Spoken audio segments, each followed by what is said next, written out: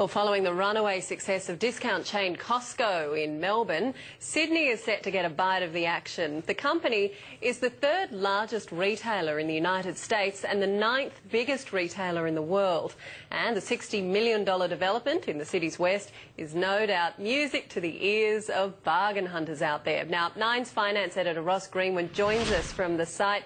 Good morning, Ross. Now, I can see behind you, you're at the warehouse that's soon to be this massive shopping centre. It's huge. It's a huge area.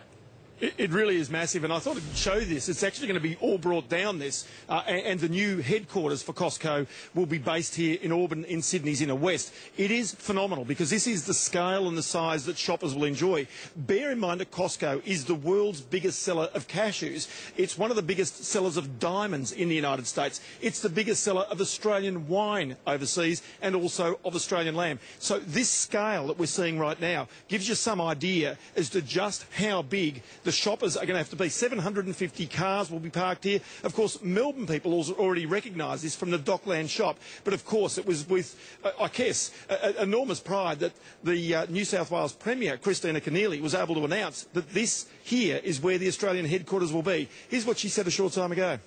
An exciting new retail format for Sydney. We're seeing jobs created here in Auburn. We are seeing the type of development and the type of investment that grows Sydney's economy. Now, one of the things about people who do shop at Costco is that they have to pay an annual fee of $60 a year.